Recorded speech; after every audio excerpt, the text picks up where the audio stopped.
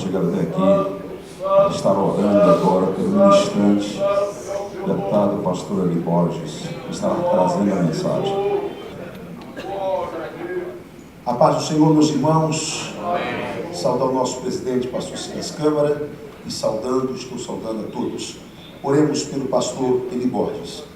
Senhor, nosso Deus e nosso Pai, bendizemos o Teu nome e Te agradecemos pelo privilégio e a oportunidade de estarmos vivos, e vivos na Tua presença, vivos aqui neste lugar que se torna um centro de adoração do Congresso Nacional.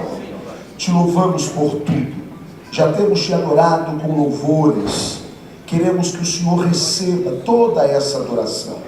Agora, Senhor, queremos ouvir a Tua voz através da instrumentalidade do Teu servo, pastor Eli Borges, Teu filho que Tu tens constituído como autoridade nesse país. Em nome de Jesus, fale conosco através dele, é o que nós lhe pedimos. Amém. Glorificado seja o nome do Senhor. Façamos uma leitura na palavra de Deus. Por favor, abra sua Bíblia no livro de 1 Reis, capítulo de número 18, versículo de número 41 a seguir. Então disse Elias a Acabe: sobe, come e bebe, porque ruído há de uma abundante chuva. Preste atenção que ainda não estava chovendo, o céu estava limpo. E Acabe subiu a comer e a beber, mas Elias subiu ao cume do Carmelo e se inclinou por terra e meteu seu rosto entre os seus joelhos. E disse ao seu moço: sobe agora e olha para a banda do mar. Interessante. Ele precisava de ver água, ou de que alguém falasse de água para ele. E subiu e olhou e disse: não há nada. Então disse ele: torna lá sete vezes. E sucedeu que a sétima vez disse: eis aqui uma pequena nuvem como a mão de um homem subindo do mar. Amém? Amém.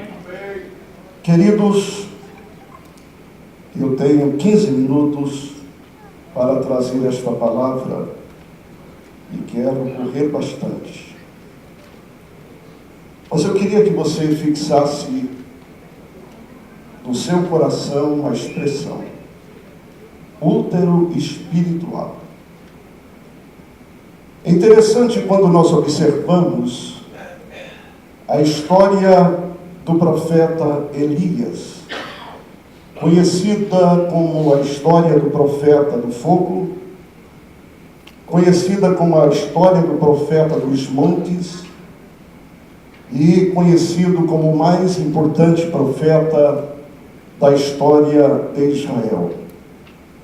Coube a ele uma missão singular, porque o reino norte, com 10 tribos, tinha um rei chamado Acabe que havia se casado com Jezabel, e esta Jezabel havia implementado o culto a Baal com templo e apoio do erário público em Samaria. Elias tinha um sonho e ele precisava de ouvir a nação de Israel dizendo uma palavra, e isso era tudo o que ele queria. E a palavra era esta: só o Senhor é Deus. E ele insiste, penso, por vários fiéis, mas ele não consegue ouvir este coro uníssono dizendo só o Senhor é Deus. Ele era profeta, então ele disse: Deus, quando o Senhor manda chuva sobre a terra, a nação de Israel agradece a Baal, porque ele é conhecido como Deus da chuva e da fartura. Quando não chove sobre a terra e eles oram, outra vez, e eles clamam, e o Senhor, na tua misericórdia, manda chuva sobre a terra, outra vez, eles adoram a Baal e agradecem a Baal. Então, eu estarei fazendo uma oração, e ele disse: Deus, Eu só quero que venha chover sobre a terra depois que eu falar com o Senhor. Diga assim: profeta, tem moral no trono. Então Elias, ele fala com Deus e por 3 anos e meio não chove sobre a terra. Acabe já havia percebido, até porque ele conhecia possivelmente um pouco da história pretérita do seu povo, e ele sabia que essa questão era resolvida com a presença de um profeta. Obadias, o profeta escondido, ele se encontra com Elias e ele organiza um encontro entre Elias e Acabe. E Acabe insiste na tese dizendo: você é perturbador de Israel. Elias disse: não, é a adoração que você faz com a tua esposa Jezabel. Mas coloca no monte os profetas de Baal e de Azerá, e hão de saber quem é o Deus verdadeiro de Israel. Queridos, e aqui eu quero de maneira muito objetiva, pelo tempo que tenho, dizer dos 7 passos de Elias para conseguir a realização de 2 objetivos.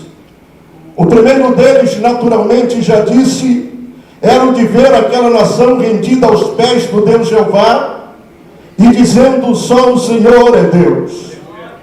Mas ele tinha um segundo objetivo e competia a ele resolver essa questão como profeta. Porque a nação de Israel estava em crise. Não chovia sobre a terra por 3 anos e meio. Os ribeiros estavam secos. A vegetação verde naturalmente havia desaparecido. Israel vivia um caos econômico. Israel vivia um caos social. Israel vivia uma crise sem precedentes. Israel precisava de uma intervenção de Deus. E Elias, então, ele dá 7 passos que eu considero interessantes. O primeiro deles é na medida que ele aceita ser profeta de Deus em um tempo de adversidade. E isto me chama a atenção, porque a crise era reinante, e ser profeta de Deus naquele tempo era correr risco de vida. Mas ele não tinha a vida dele como preciosa. Ele tinha um objetivo maior, e a vida dele era secundária. Então ele queria ser profeta de Deus. E a história diz que ele vivia nas proximidades do palácio. Em segundo lugar, é interessante nós observarmos que Elias, ele consertou o altar do Senhor que estava quebrado. Queridos, aquele altar precisava de receber fogo. Aquele altar precisava de revelar a glória do Deus Jeová. Mas Elias sabia que aquele altar estava abandonado. E ele sabia que não havia unidade naquele altar. E a Bíblia diz que ele conserta o altar do Senhor que estava quebrado. E em segundo lugar, ele o faz com pedra simples. E ele o faz com a unidade, porque ele coloca 12 pedras nesse altar. Queridos, e na medida que ele faz isso, ele pega um novilho e coloca naquele altar. Ou seja, ele faz a identificação daquilo que ele buscava, e do altar em que Deus se revelaria através do fogo, ele o faz colocando o novilho lá. E ali ele identifica aquele altar com uma cruz. Ele identifica aquele altar com o Calvário. Ele identifica aquele altar com a obra redentora de Jesus. Mas ele vai mais longe. Ele coloca lenha naquele altar.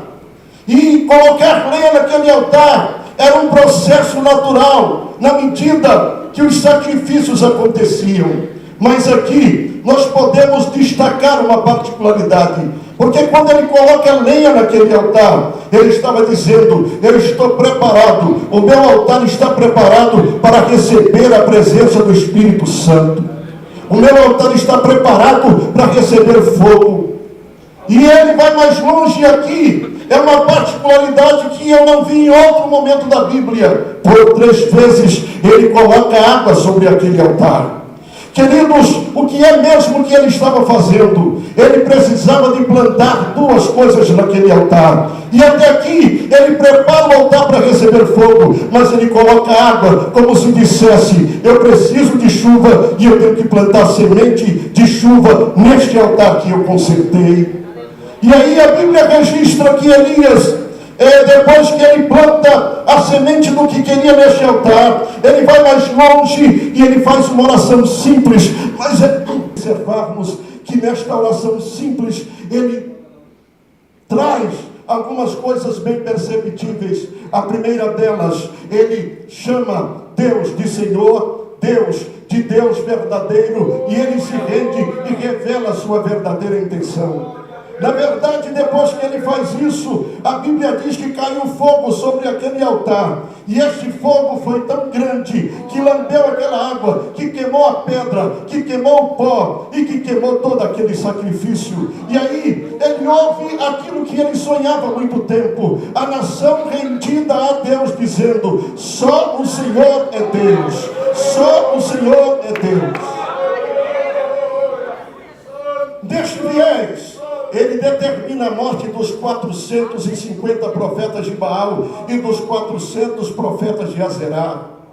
Mas a Bíblia diz que ele, depois de fazer isso, ele diz para Acabe: pode ir para Jezreel, porque eu vou subir mais alto no monte. Em trocadilhos, eu sou profeta de Deus. E estar mais alto no monte é olhar Israel destruída pelos pecados de Acabe. Estar mais alto no monte é olhar Israel destruída pela situação econômica que vive esse povo, muitas vezes sem saber por que isto está acontecendo. E aí eu quero chamar a atenção dos senhores, porque eu chego aqui no meu objetivo. Tudo estava resolvido: o problema do altar, o problema da adoração, e ele havia plantado água naquele altar. Mas ele faz uma coisa interessante: ele chama o seu moço e diz: olha, aqui para nós, a responsabilidade da restauração econômica de Israel passa pelos meus joelhos. Quem pode dizer isso? A responsabilidade da restauração econômica do Brasil passa pelos meus joelhos. Você pode dizer isso outra vez? A responsabilidade da restauração econômica do Brasil passa pelos meus joelhos e passa pela minha postura. Glorificado seja o nome do Senhor. Quem pode glorificar uma salva de palmas para o meu querido Jesus?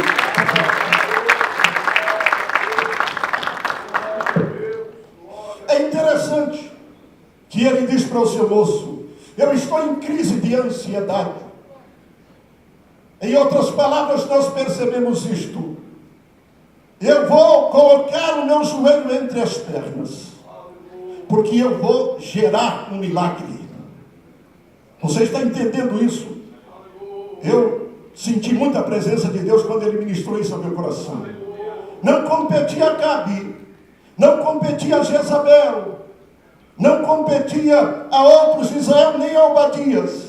A restauração econômica de Israel competia a ele, profeta de Deus. E eu ontem, a semana passada, eu vi uma frase que mexeu comigo: no vale, ou você é profeta ou você é osso. É uma escolha que você tem que fazer.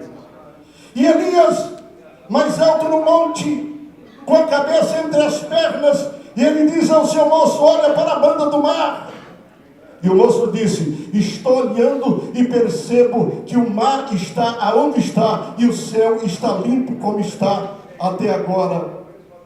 Elias disse: está bem, faça isso por mais 7 vezes. E o moço olha por mais 7 vezes. Eu quero fazer uma pergunta: qual é o tempo de gestação de uma mulher? 9 meses. Eu queria uma permissão para parcialmente discordar, porque ela tem 8 meses de gestação, porque no 9º mês ela recebe o seu bebê. Elias estava em gestação profética. Dá para entender isso no contexto da palavra. Ele precisava de gerar o segundo milagre, porque o primeiro ele já havia gerado. Mas competia a ele também a solução econômica, já estou repetindo. E o seu moço olha mais 7 vezes para a banda do mar. E na 7ª vez, mais uma do início de 8, ele disse: profeta, eu tenho uma notícia boa para te dar aqui. eu percebo que sobe do mar uma nuvem do tamanho da mão de um homem. Eu penso que Elias disse: do tamanho da minha mão, é do tamanho do meu sonho, é do tamanho do meu coração, é do tamanho da minha fé. É Deus mostrando que o milagre vai acontecer. Glorificado seja o nome do Senhor. E Elias disse: está bem, eu não preciso de mais nada. Vai, corre e diga para Acabe que vai chover muito sobre a terra. Queridos, e ele se reveste de força e percorre mais de 30 quilômetros e corre mais do que os cavalos de Acabe. Em trocadilhos, é mais ou menos assim: quando ele estava numa velocidade mais do que os cavalos, ele estava dizendo: está vendo Acabe, Baal não deu certo, Jeová deu certo. Está vendo Acabe, o seu projeto de restauração não deu certo, mas Jeová deu certo, porque a chuva vem sobre a terra. Eu quero terminar essa palavra te dizendo uma coisa: nós estamos em cima do monte. Aqui nós estamos vendo a situação econômica deste país. Aqui nós estamos vendo a crise espiritual desta nação. E eu tenho que ser sincero com você: nós não estamos aqui exatamente, mesmo que estamos perto do poder, mesmo que estamos perto das curvas do poder, mas a priori, pastor Silas, nós estamos aqui para ser profetas de Deus. E se estamos aqui para ser profetas de Deus, profeta gera milagre. Se estamos aqui para ser profeta de Deus, profeta consegue propor uma restauração. E compete a nós este viés. E eu queria que você compreendesse, já terminando esta palavra, que nós precisamos de encarar desta forma o desafio. Mas eu termino pelo pouco tempo, você percebe que eu estou correndo, para lhe dizer uma coisa interessante. Não adianta você dizer: eu vou restaurar o que eu preciso de restaurar, mas atrás tem um altar destruído. Não adianta você dizer: eu vou restaurar, eu vou resolver, se atrás tem um altar destruído. Você observa que não tinha em nenhum momento ego naquele altar. Não havia o culto à pessoa. Não, senhores, havia um profeta, o profeta do fogo, resolvendo o problema da nação. E eu queria que você ficasse de pé, por favor. Queridos, aleluia, eu estou sentindo a presença.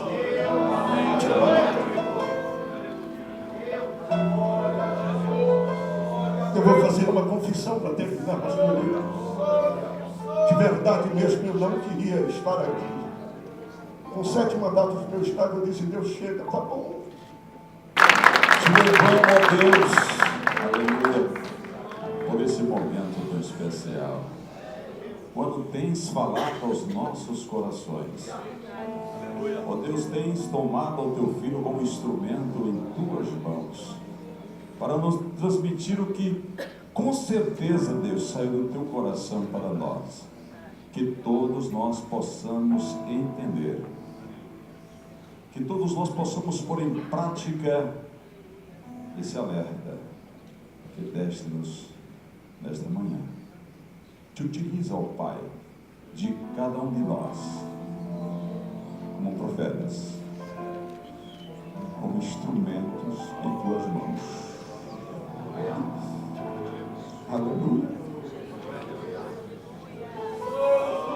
Aleluia, aleluia, aleluia, aleluia, aleluia.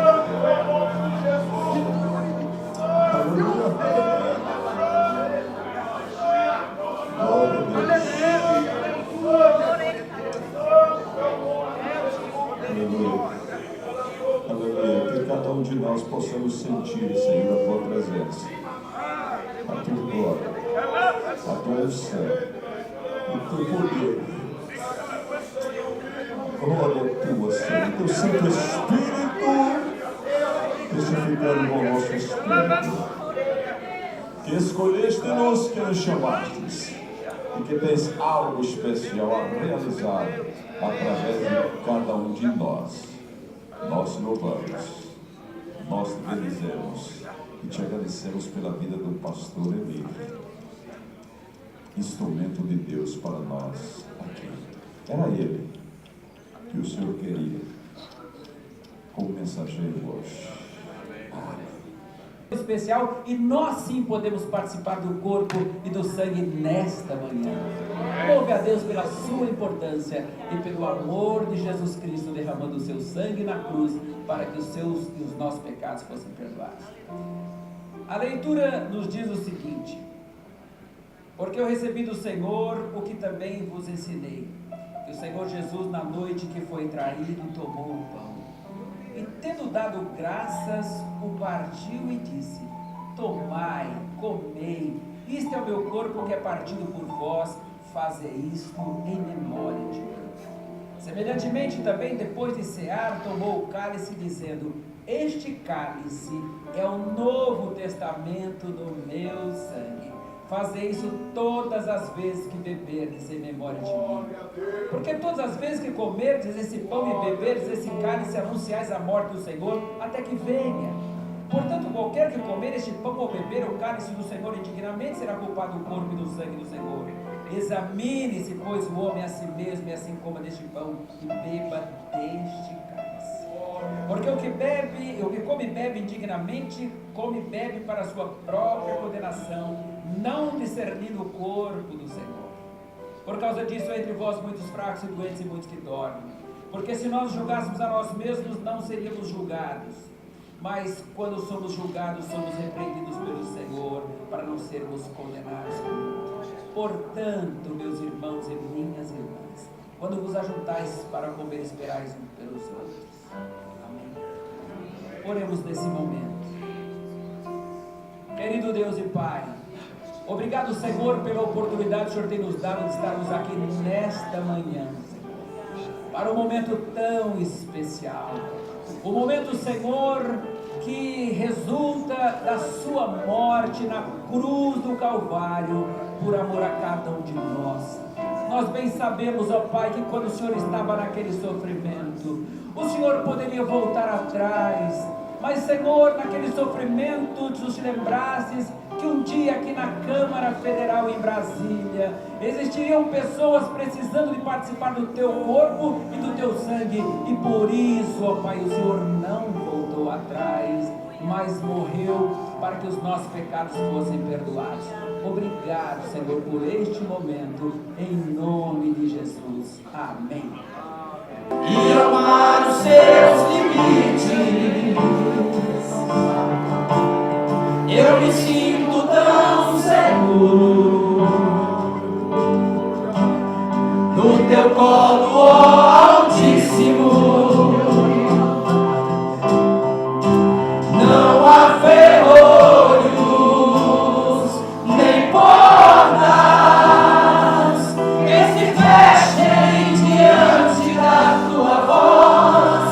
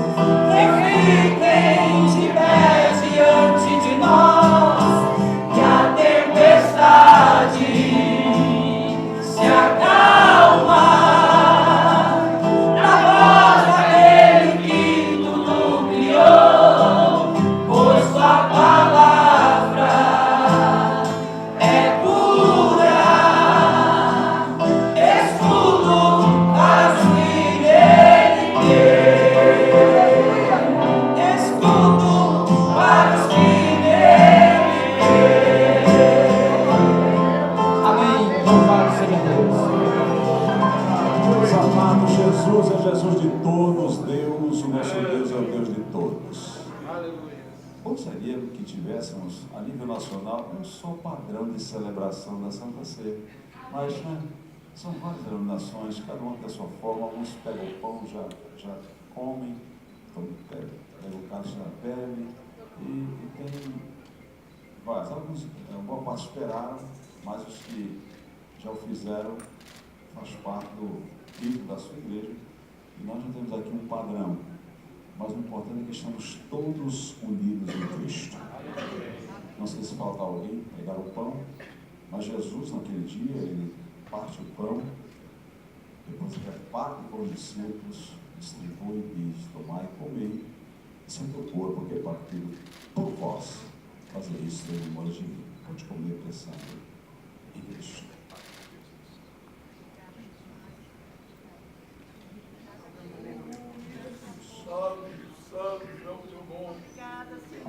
Glória a Deus, glória a Deus, glória a Deus. Aleluia! Glória a Deus. Toma do cálice, Deus dizendo: bebei dele todos. Estará sendo distribuído. Você aguarda um pouquinho depois.